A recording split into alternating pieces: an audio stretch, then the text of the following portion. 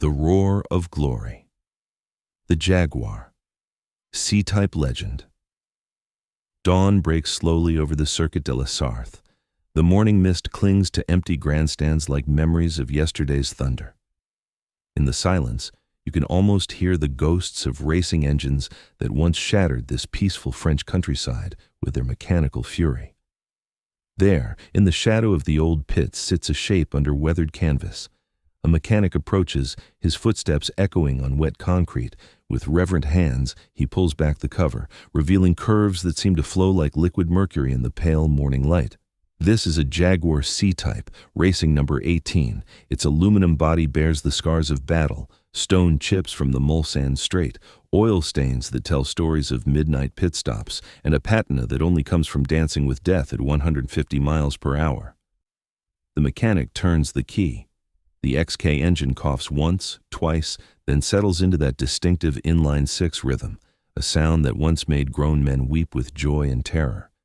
This is more than a car. This is a time machine, a portal back to when racing was raw, dangerous, and absolutely glorious. This is the story of the Jaguar C-Type, the car that taught the world how to win at Le Mans, and in doing so, restored Britain's pride after the darkest chapter in its history. To understand the C-Type, you must first understand Britain in 1950. The war was over, but the scars remained. Rationing continued. Cities lay in ruins. The empire was crumbling. But in a modest factory in Coventry, a man named William Lyons refused to accept defeat.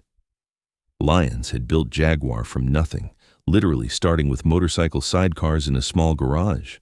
By 1948, his XK120 had stunned the world, proving that British engineering could still produce something beautiful, something fast, something that made your heart race just looking at it.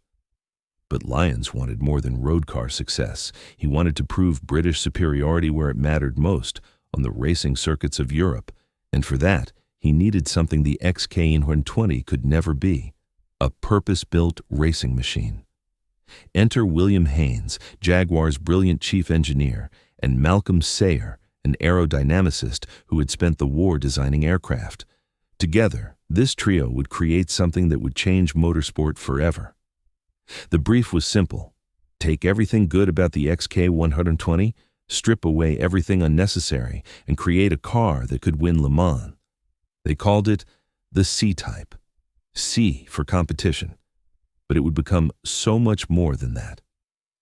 What Sayer and Heynes created was revolutionary. While other manufacturers were still bolting racing bodies onto modified road car chassis, Jaguar started with a clean sheet of paper. The heart was the XK engine, that magnificent 3.4-liter inline-six that had already proven its worth in the XK120, but in C-Type tune, breathing through twin SU carburetors and later Weber units, it produced over 200 horsepower, enormous power for 1951. Around that engine, Heynes designed a tubular steel space frame, lightweight, rigid, and purpose-built for racing. No compromises for passenger comfort or luggage space. This was pure function following form. But it was Sayer's body that made the C-Type truly special. Using his aircraft engineering background, he created a shape that sliced through air with minimal drag. Every curve served a purpose. The long, low nose channeled air around the car. The distinctive tail fin provided stability at high speed. The body was hand-formed aluminum, beaten over wooden bucks by craftsmen who understood that racing cars were as much art as engineering. Each panel was a sculpture, each curve a testament to human skill and vision. And then, in 1953, came the innovation that would change motorsport forever: disc brakes. While competitors struggled with fading drum brakes during long races, the C-Type could brake later, harder, and more consistently. It was a technological leap that gave Jaguar an almost unfair advantage. May 1951, the 19th running of the 24 Hours of Le Mans. In the pits, seasoned observers looked at the Jaguar entries with polite skepticism. Pretty cars, certainly. Fast, probably, but Le Mans winners? Against the might of Ferrari, Talbot Lago, and Mercedes-Benz, surely not. The C-Type drivers were equally untested on this stage. Peter Walker and Peter Whitehead in the lead car, Sterling Moss and Jack Fairman in the second, young men with old souls, carrying the hopes of a nation still finding its feet after the war.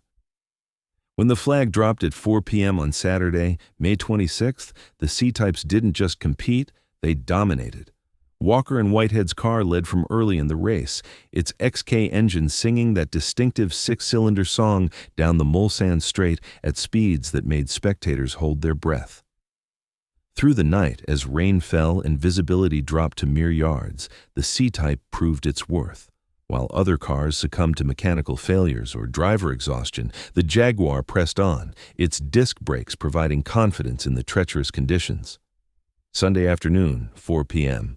24 hours after the start, Walker and Whitehead crossed the finish line as winners, the first British car to win Le Mans since 1935.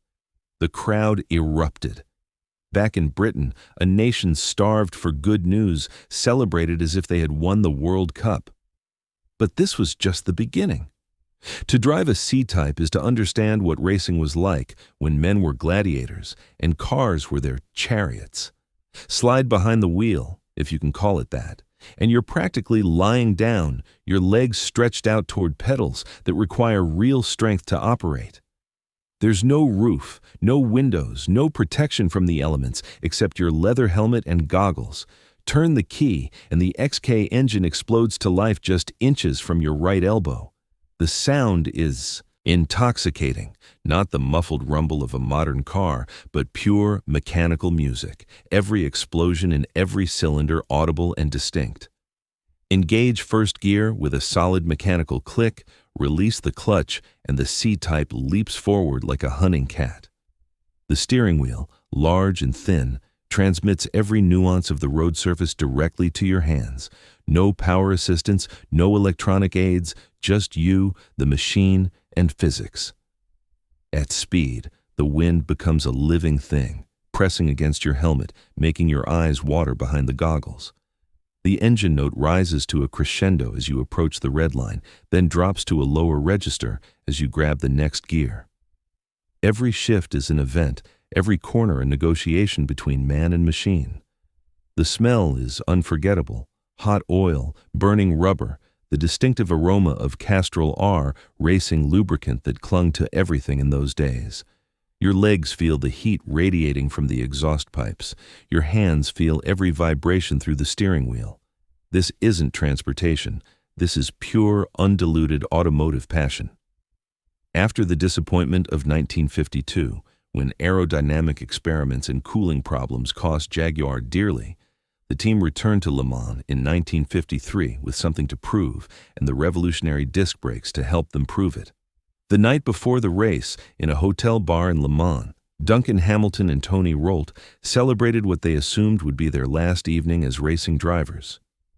Jaguar team manager Lofty England had told them their car had been withdrawn due to practice problems. So they did what any sensible Englishman would do. They got thoroughly drunk. The next morning, England appeared at their hotel with devastating news. There had been a mistake. Their car was still in the race. In 30 minutes, they would be expected to drive 24 hours at racing speeds with hangovers that could kill a lesser man. What followed was the stuff of legend. Hamilton and Rolt, nursing splitting headaches and queasy stomachs, climbed into their C-Type and proceeded to drive one of the greatest races in Le Mans history. Through the blazing afternoon heat, as temperatures soared and other cars wilted, the C-Type's disc brakes gave Hamilton and Rolt a crucial advantage. While competitors struggled with brake fade, the Jaguar could dive deep into corners, braking later and harder than should have been physically possible. As night fell and rain began to sweep across the circuit, the C-Type showed its true character. In conditions that would challenge modern racing cars, Hamilton and Rolt pressed on, their headlights cutting through the darkness and spray, the XK engine never missing a beat. By dawn, they had built an insurmountable lead. The C-Type that had started the race as an afterthought was now the dominant force on track. At 4 p.m. on Sunday, Hamilton and Rolt crossed the finish line as winners, their average speed a record-breaking 105.85 km per trace. But the real victory was what those disc brakes represented, British innovation triumphing over continental tradition. Jaguar hadn't just won a race, they had changed the future of motorsport forever. The C-Type's victories at Le Mans did more than fill trophy cases. They restored British confidence at a time when the nation desperately needed heroes. In an era when Britain was losing its empire and struggling to find its place in the modern world, Jaguar had proven that British engineering could still lead the world. For a generation of young men who had grown up during the war, the C-Type represented everything they wanted to be: brave, beautiful, and fast. It appeared in newsreels that played in cinemas across Britain, its distinctive shape becoming as recognizable as the Union Jack itself. The car also established Jaguar's racing pedigree, creating a foundation upon which the D-Type and E-Type would build. Every Jaguar sports car that followed carried some DNA from the C-Type, that perfect balance of beauty and performance that became the marque's signature. In America, where British cars had been curiosities, the C-Type's success opened doors for a generation of sports cars. Wealthy Americans began to see British engineering not as quaint, but as cutting edge. The sports car boom of the 1950s and 1960s owes much to the C-Type's pioneering success. Today, the C-Type occupies a unique position in automotive history. Only 53 were ever built, making each one more precious than any crown jewel. When one appears at auction, collectors gather like pilgrims, knowing they're in the presence of something truly sacred. Values have soared into the millions, but that's not really the point. The C-Type represents something that money can't truly buy: a direct connection to the heroic age of motorsport, when men raced on public roads with minimal protection and maximum courage. Jaguar's modern continuation program has allowed a new generation to experience the C-Type's magic, building perfect recreations using the original drawings and techniques. These new cars carry the same spirit as the originals, proving that some things are too important to be left only to museums. But perhaps the C-Type's greatest legacy is what it represents: the idea that a small team of dedicated engineers and drivers can change the world. In an age of corporate racing teams and million-dollar budgets, the C-Type reminds us that passion and ingenuity can still triumph over pure resources. The sun is setting now over the old circuit, painting the sky in shades of amber and gold.